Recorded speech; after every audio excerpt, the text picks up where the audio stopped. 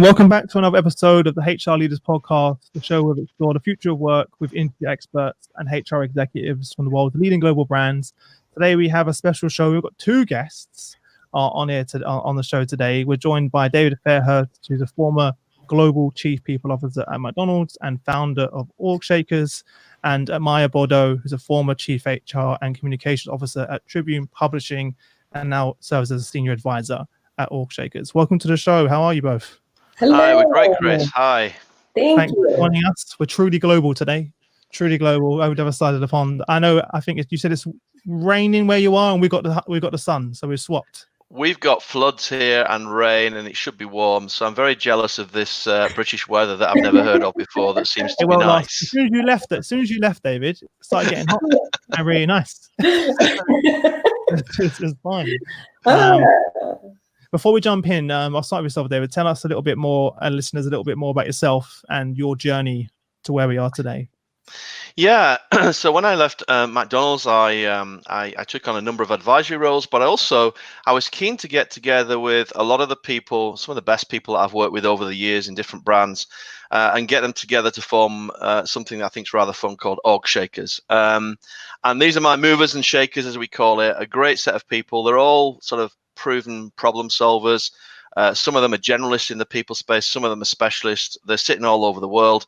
And we're looking to do some great stuff together in the sort of people communication and people insight space. So I'm really excited. It's a baby stage at this stage, but really exciting. We're starting to look at some pro bono work supporting the COVID-19 sort of efforts, and also looking at some commercial work as we go forward. So very exciting. I am excited to be here. Thank you for having us. And I am a Chicago native. I have been leading HR functions for over 25 years. So I started when I was 5. I'm a child prodigy. And I've kept in touch with David over the years. And I was very excited when he reached out and talked to me about OrgShakers and all the work that he wanted to move forward. So just really, really happy to be a part of something so wonderful. Cool. What a time to start a business, David. Oh, yeah. Perfect timing. Yeah, but in one sense it is, because in one sense it is, though. Yeah, there's going to be so much stuff that needs to happen around people, and people thinking about what does the future of HR, what does the organization need to do, how do we take it forward. That good thinking right now is probably a good time to set it up, as there's going to be so much need. As both of your former CHROs, what's your kind of perspective on what's taking place from if you were still sitting in that CHRO seat, what would be going through your mind right now? Well, a lot. Yeah. So I think that where CHROs are focused right now is planning out the return to work, and what will that look like, and where should they focus, and are employees even comfortable to return to work?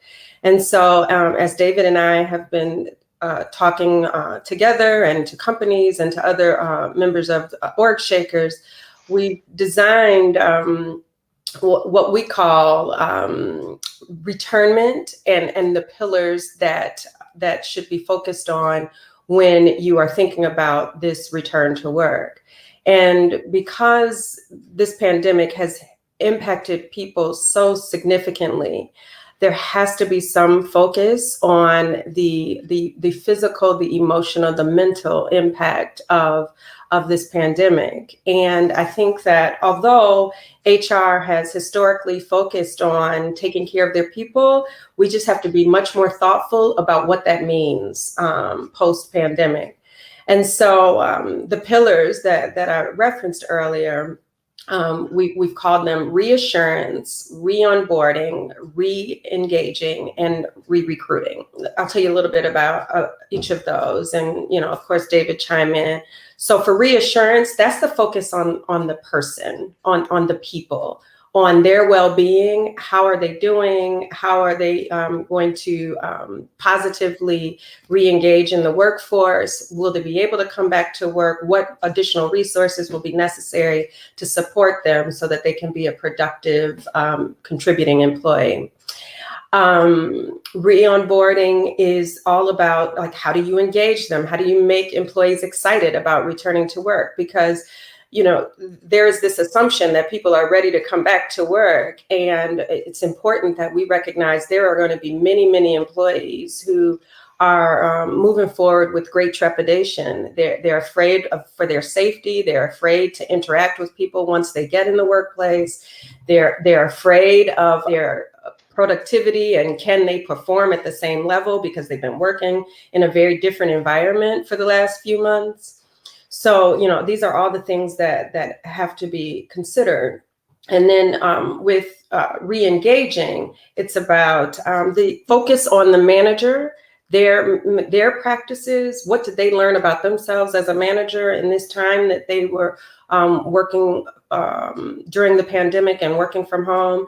And what did they learn about their employees? And employees have to do some self-reflection about that as well. And when I think about HR practitioners and how we have selected talent and placed talent, we always design structures without the people in mind. We have always been taught to say, okay, create the structure that the business needs and don't think about who you're placing in the box. And what we're saying now is that we actually have to think differently. We have to do some job crafting where we are actually designing jobs and responsibilities around employee strengths and things that we learned about each other during this time that we were away from the office. And then re-recruiting is literally just that, the stay interviews, the making people feel good, the telling people thank you, expressing your gratitude. And as I always say, you don't have to spend a ton of money to invest in these types of things. These are just practices that help employees feel valued, feel appreciated. And thank you goes a long, long way. And as I always say, it's free 99. Just to build on that, and there's Maya talked about this, the key pillars very eloquently, but one of the things that I think we're saying here is that it is an opportunity as we think about all the tactics that we get pulled into, the testing and the physical and the ergonomics, all these sorts of things that the HR profession and the workplace and leaders are thinking about right now. You just need to sit above it for a little minute and think about what you're trying to achieve and think about this vulnerability of the workforce, and their reactions are going to be accentuated like we've never seen before, good and bad. It's a little bit like, imagine when you've had customer service somewhere and something goes wrong. You go to your supermarket, something goes terribly wrong. And little things that are done really well can be accentuated by you, and you're happy and whatever, and suddenly a mountain's made out of a molehill. Or somebody does something wrong to you or irritates you that little bit more, and suddenly it's the end of the earth. So basically, there is a loyalty dividend to be gained here from both employees and for customers. There's a customer dividend. If you get the little things right, you need to charm your people on this returnment strategy. By charm, you need to commit to help, attract, retain, and motivate. Charming the people is really important through all the stages that Maya's outlined there. And doing that in an authentic way. Yes. Well, right now, everyone's on show. So it's pretty hard to be inauthentic. You'll get found out pretty quickly. Yeah. And that's kind of the last thing you want. And we're seeing companies right now that their true colors are showing. Absolutely. Through COVID right now. The PR and comms team can only do so much in those cases. When we last spoke, David, you was talking about making sure that the impact this had on the economy. What's the effect this will have on the workforce? You was talking about the workforce cliff. Could you jump more into that? My earlier projection back in 2014, having looked at a lot of data, and it was factual data about births and deaths, is that over the next decade or so, from 2014, is that by month, by year, we can pretty much see that there was going to be a supply and demand issue of talent, people to recruit into organizations across sector and across the world. Countries like Germany would be one of the first to be hit with this workforce cliff, then Holland, then UK about now, and the US probably another year away. And so during the last 5 years, we've seen some really good people practices and investment in supporting some what were previously underrepresented groups in order to stave off this issue of a shortage of the workforce. So as employers found it tighter and tighter to hire people in terms of the market, they've been really good by thinking about the long-term unemployed youth. around older workers, around accommodating people with disabilities, and also attracting certain minority groups that continued to grow. The issue is now, and here's my next projection, which I'll share with you today, is that the cliff is going to go back 3 to 5 years. And so it's still not going away. There is still a workforce cliff. It's just been put back a little bit as we go through this period of time. And if you cast your eye over what the Bank of England said only not long ago, a few days ago, is that the economy is going to be sort of V-shaped. It's going to fall off right now. There's going to be a lot of unemployment, but it's also going to come back really quickly, and as will employment numbers. So that's sort of consistent with my projection that 3 to 5 years is probably the stage. So the call to arms really is you must continue to work with these, particularly with these underrepresented groups in this sort of D&I space, because around the corner is the shortage of talent yet again, and it will spring back quickly. Now, the worry I've got, and it's a real concern, is as I'm talking to people like Stephen Frost, who was the ex-Olympic diversity guy, he's got his own organization now, or companies like the International Youth Foundation that do a lot of work with disadvantaged young people around the world, is that they're seeing things start to drop off, either delayed, shall we say, or stopped in terms of organizations. So I'm really concerned that the D&I work is going to drop off or get unduly delayed at a time when employers really should keep going, or else they're going to find themselves in a talent trap. Absolutely. And when I think back about our earlier conversation around well-being and taking care of employees, it is important that employers are looking through this D&I lens when they're thinking about their employees, their engagement, their ability to re-engage in the workforce. And so when you're making decisions about how you're going to return employees to work, you have to look and be considerate of diversity, of inclusion. And an example of that would be, I have spoken to a lot of women leaders who have been working from home for these last few months, and it has been a real struggle for them in balancing working from home, taking care of a 3-year-old and a 1-year-old who's pulling on your pant leg while you're talking to your CEO. And so, these types of scenarios have played out over and over again across the world, and have made many women leaders feel like they can't keep up. It's very difficult for them to keep the same pace, and that they want to come back into the workplace. And so, delaying certain populations from coming back to work could actually adversely impact them. So it's just a reminder of always having a lens where you are thinking things through and how it impacts all people, particularly portions of the population who we forget about, who are underrepresented, who don't necessarily have a voice that's speaking up on their behalf. And if I could build on, Chris, I mean, one of the areas that I've been looking at personally is the 50+ group, which, by the way, I'm one of. So, and working with a company called Restless, who are focusing on how they provide support to that group. And I can tell you that there are some real concerning stuff going on in the older. Not only can older workers play a very valuable role. Years ago, I did a lot of research with Lancaster University and McDonald's, looking at just the true value that older workers can bring to customers and to organizations, and an important part of the workforce, even for companies who are perceived to be the employer of younger people like McDonald's. Older workers are really important. If I see what's going on now, I'm hearing stories of employers being put off hiring people over 50 because you're frightened they might get hit by the pandemic or the next pandemic. I'm also seeing the vulnerability of older workers. I mean, imagine you're exposed with this pandemic. Imagine if this sort of remarginalization impact that we're talking about here continues to happen. This could be really put diversity back 10 years for older workers. So I think we need to continue to focus on them. And just as we've talked about a dividend in terms of bringing back people back to work, loyalty dividend with your staff, a loyalty dividend with your customers. I think there's a diversity dividend as well, because as Maya says, if you're working for a company right now, I don't want to see my company stop its apprenticeship scheme. I don't want to see my company stop focusing on older workers or people with disabilities or some of this D&I work, because that says a lot to me about my company. Even if it doesn't affect me personally, that says a lot to me about my company.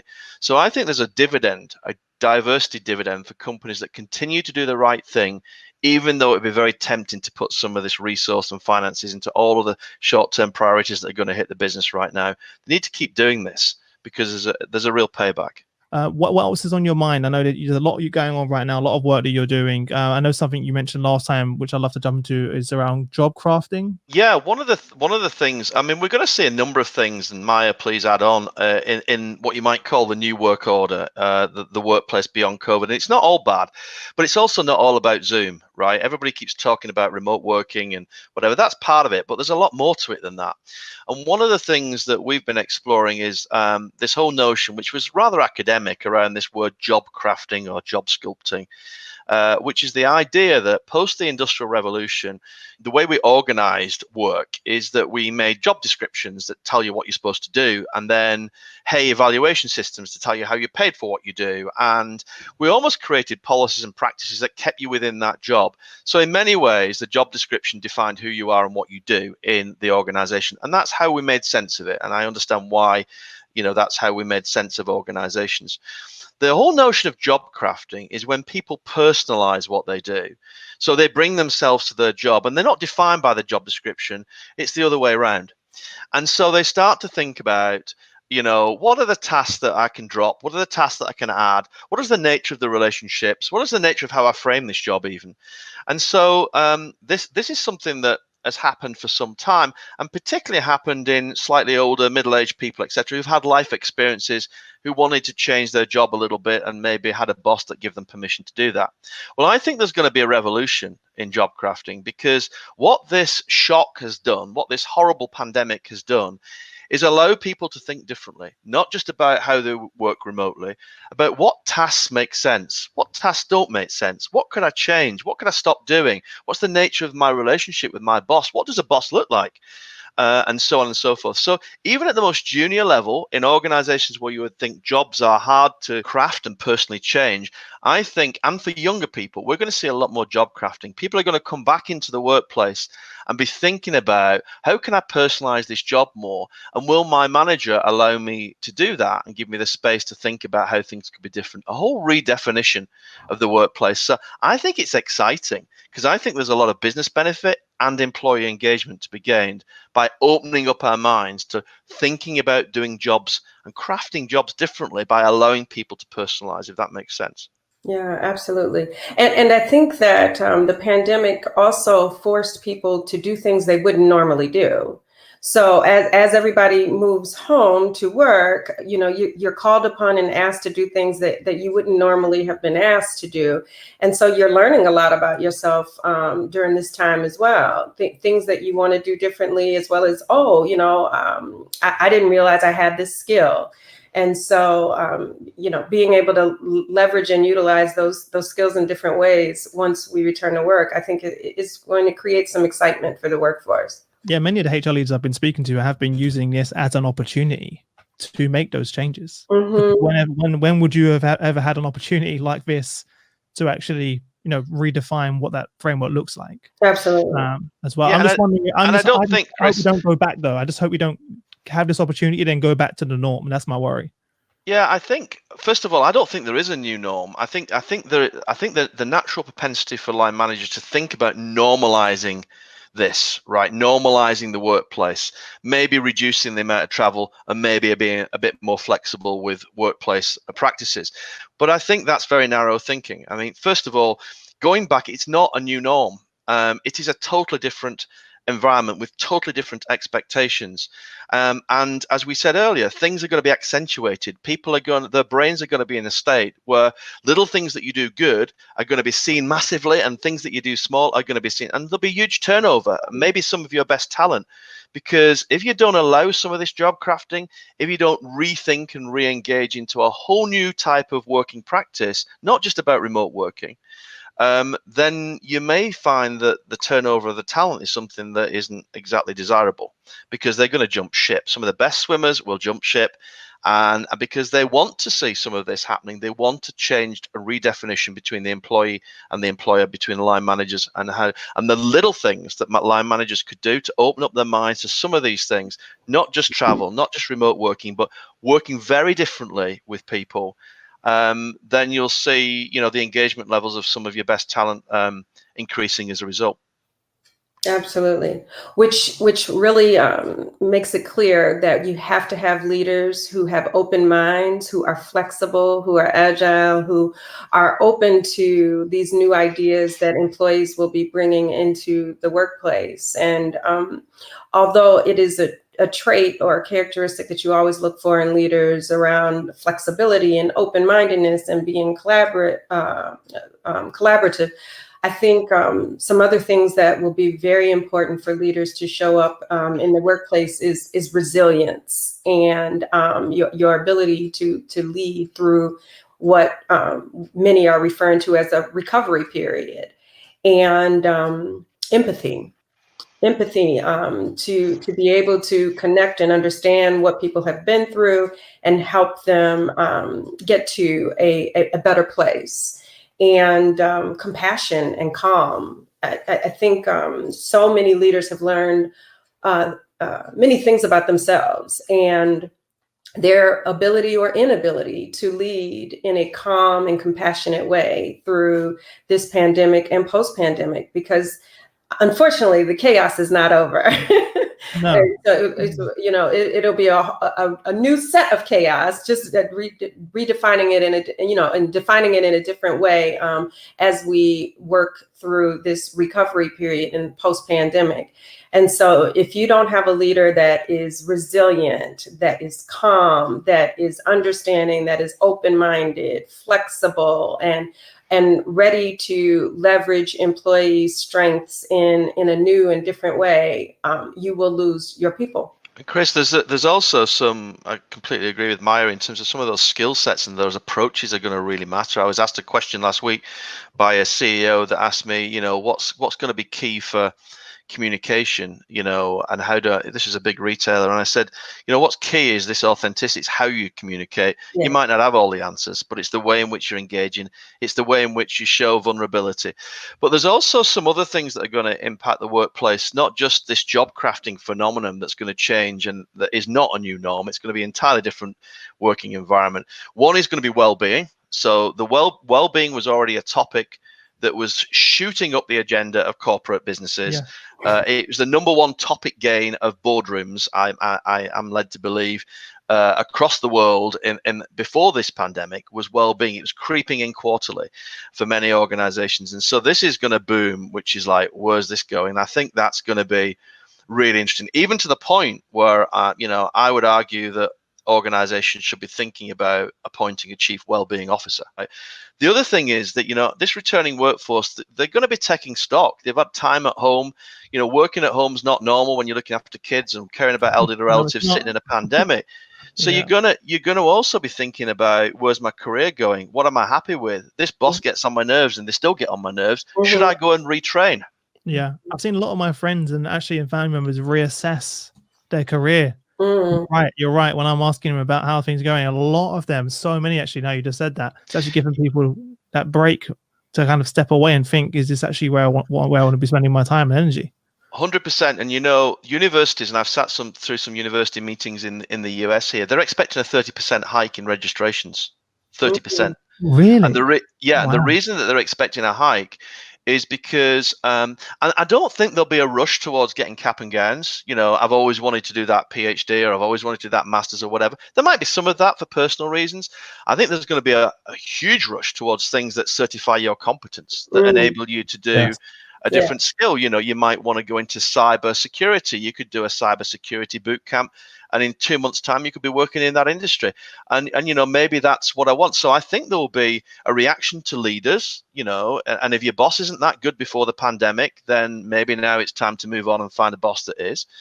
The second thing is that this education, and particularly, in the UK, we talk about the Open University, but particularly those universities that are more in love with their students than they are their tradition, they might do well. The ones that want to hold on to the way things have always been done may suffer, but universities that really love their students and want to think differently about how to provide that education, the quality of learning, the quality of outcome, there's all sorts of positive, interesting things out of a horrible scenario that could happen here if they're harnessed properly. But also there's a big warning here for line managers and organizations that do not expect this rush to normality. It is not a rush to normality. It will not be normal. It will be different. It's during a crisis that, a person's deficiencies are glaringly exposed. And so I think what companies, CEOs, executive teams are seeing is, oh my goodness, we are so grateful for our CHRO. We have a rock star. Or, oh my goodness, this person has so many gaps. They were not able to, hold things together. They were not able to lead during this incredibly difficult time. And they are going to be seeking an upgrade in talent. And so I think we're going to definitely see that over the next few months and probably the next year as companies make different decisions about their people leaders. I'm already seeing it take its toll on many of the leaders that we work with. What advice would you give them, right? Because this is unprecedented times. Yeah, this is a case study for this. Yeah. And that's one of the reasons why I'm trying to do these podcasts, put as much content out to connect many people as possible. What advice would you give to other HR leaders out there? Well, from my perspective, I think this is not a one-off. So this is transformation, turnaround type mentality that's going to be a continuous. So if it's not this, there'll be the next thing. So I think, like any other leader, it's about focusing on an always-on approach to transformation. It's not where you put your armor on and suddenly realize that you're in a problem and you're dealing with it. It's going to be like that all the time. So this uncertainty, this unpredictability, where the answers are really difficult, you've got to find the best answers, not necessarily the right answers. So that's the first thing. I think it's about gearing HR directors and other leaders, gearing themselves up for an always-on attitude towards transformation. The second thing is there's going to be a lot of culture change coming out of this, culture work, culture change. And I'm not talking about value statements on the walls and stuff like that. I'm talking about real culture shifts. And I think there'll be how to harness and manage the culture shift in an organization is going to be a critical skill for the CPO. And I would say, in my experience of that, by the way, as an aside, is it's never the top leadership team that you're really worried about with a culture shift. And it's not really the frontline workers who are willing to, in most cases, to be led and looking for that leadership. It's what you call Middle Earth. It's the middle of an organization that needs to shift. I call it Middle Earth. And the real skill, the second skill I would say, is having HR people that can really help move that Middle Earth. That's one of the areas that OrgShakers are specializing on, helping think through how you move the center of that organization, because that's the only way you'll get culture change in an organization. The third thing I would say is, and it's the same for chief people officers as any other leaders, we've heard a lot about ambidextrous leadership and various terms that people have come out with. I love the simplicity of this, and leadership, AND. We need leaders and HR people who can manage today and the future, not just one or the other. So they can do everything that's needed right now, which is horrific amounts of stuff that needs to be thought through, but also keep the ship in the right direction and keep an eye on the strategy. You have to do both. We need leaders who can do market and enterprise, who can think about their function or their country and also think across the organization. We need leaders who can execute and innovate. So now is a time not just to get into execution. Now is a time to also be into innovation. You need leaders who can focus on both, and you need leaders who can do merit, who can do good stuff, but also get attention. It's no use doing good stuff if your employees, your customers don't notice it. So those are the three things I would say. Always on transformation. This whole idea about managing culture in Middle Earth and leadership. People who can do this and that, very simply, is what I would focus on in chief people officers and in how we support them. So I agree with everything that David said, and what I would add is to his earlier point about always being on and being able to keep this pace. It is really, really important that people leaders are taking care of themselves, because as the saying goes, you cannot pour from an empty cup. And so when you're in a role where you are always on, that is incredibly emotionally and mentally draining. And so if you aren't drawing boundaries, if you aren't, taking time for yourself, taking a walk, taking a break, saying, okay, I am going to get X done today, and then I will stop. If you don't do that, you can't continue. It's not sustainable. And so, the pace that so many CHROs are working now during this pandemic, I think it's going to be even more rigor once we are moving back into the workplace. And so it's incredibly important that we are doing what you have to do to take care of yourself and make sure that you are in good and strong and stable mental and emotional state to be able to lead the people. As we think about this whole topic of well-being that we're talking about here, which is a really serious topic, particularly now, and in the broadest sense, it's physical, it's mental, it's financial. A lot of people worried about money right now, and what do I do, and how do I manage that through, and where do I get support for that? But it's also about, I've been thinking about well-being along with the other OrgShakers, and we've been doing some work on this, and it struck me the most obvious thing, and it's a simple thing to say, but I'll say it anyway. The number one thing that line managers or those around you can do is demonstrate EQ, emotional intelligence. And that's the number one impact on well-being, is emotional intelligence of the frontline managers. So as well as looking after ourselves as HR professionals, if I was having a push or a focus, if you like, on how do I help the organization get through this, because I know well-being, I know all these trade-offs and tensions that are going through right now, I would say focusing on the emotional intelligence of line managers. What do I mean by that? Line managers that ask you the right questions, that set the right culture, that will be supportive. And there are lots of tactics of well-being. There's mental health first aid, there's this, there's that, there's hotlines, there's people that you can support people in many ways. But the number one thing is that you can get to those tactics through a supportive line manager. So focusing your resources, and this isn't always about big budgets, focusing your training department and focusing your recruitment department on managers with EQ, as old-fashioned as that term sounds right now, is the number one thing you can do for well-being, and probably one of the most impactful things you can do at relatively low cost. It's just about focus post-pandemic. Yeah, I shared an example with you on our first call of my wife having her review during this, and she was very stressed out because you're talking about female leaders with a child grabbing at their leg while they're on a call. That has been my wife and I, but mainly my wife, to be honest, because I've been on the call on the podcast, and she was really stressed out, about she fell behind on her targets over the last few months, and she had her review of all times to have a review. Right. You have it right now, and she's on a Zoom call with her manager, and she was like very close to tears before the call started, and then on the call I was sort of sitting in the room as support in the background. Yeah, I mean, I was also asked the question this last week, and it's a great point, which is, if I haven't got a lot of money, so not every organization's got budget right now, and even if you have got budget, you're having to fight for it right now because there's all sorts of costs incurred and businesses in all sorts of trouble. If I'm focusing as an HR person or a leader, what can I do without big money, if you like, to really focus on employee engagement? And my answer was, fix your performance management system. The number one process in the HR world that affects the engagement of staff is what you've just described relative to your wife, is the performance management system.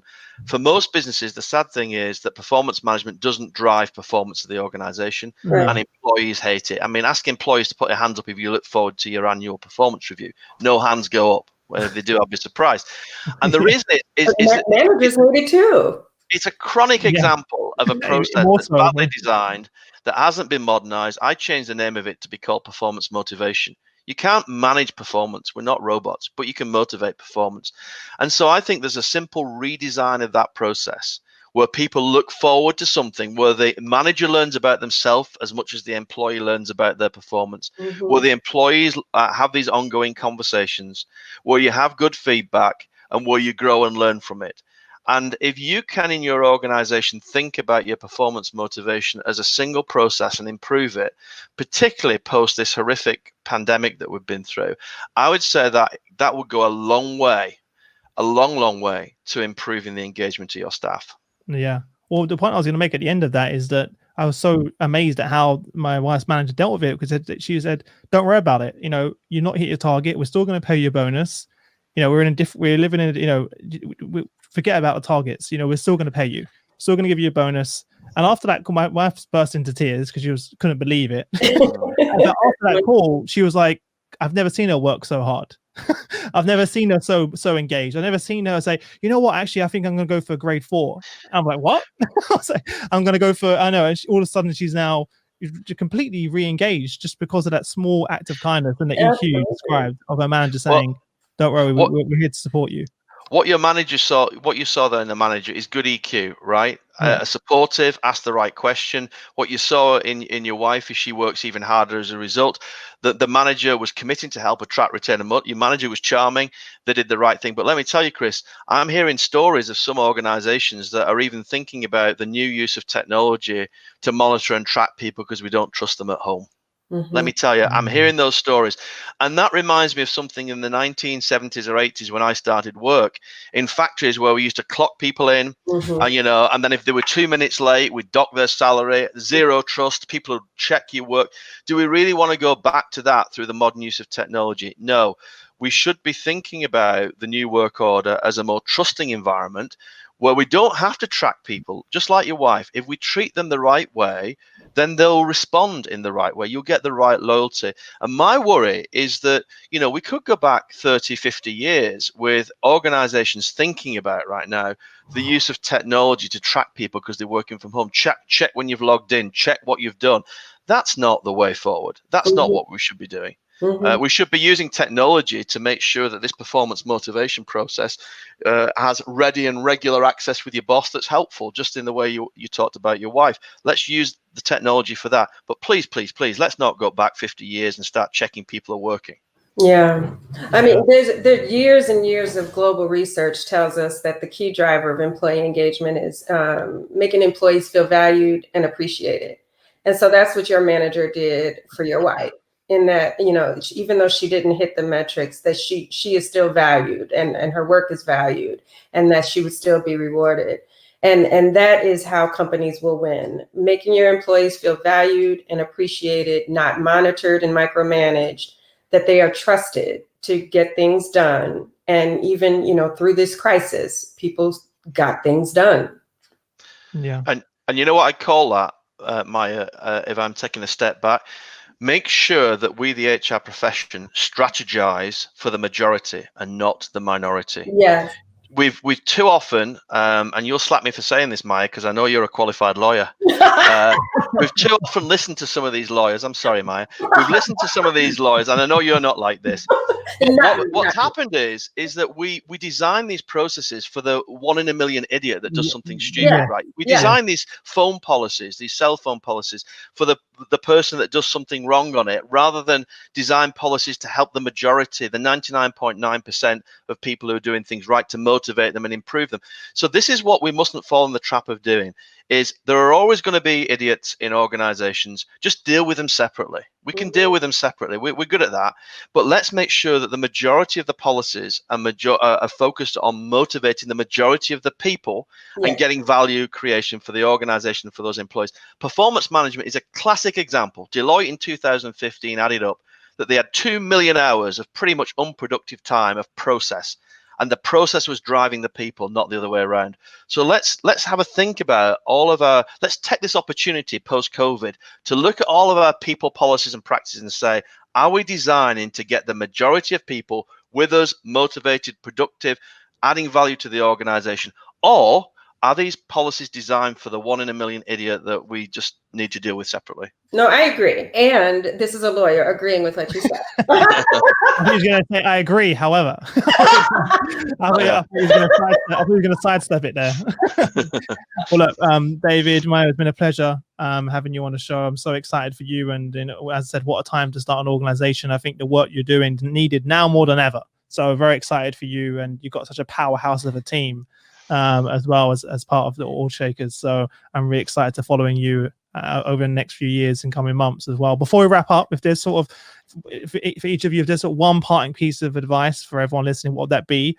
And then where's the best way for everyone to connect with each of you directly? Well, for me, in order to connect, you can connect with me on LinkedIn. Maya Bordeaux is my name, and my email address is my last name dot first name at gmail.com. As far as parting wisdom, I guess I would say it's important for you to take care of you.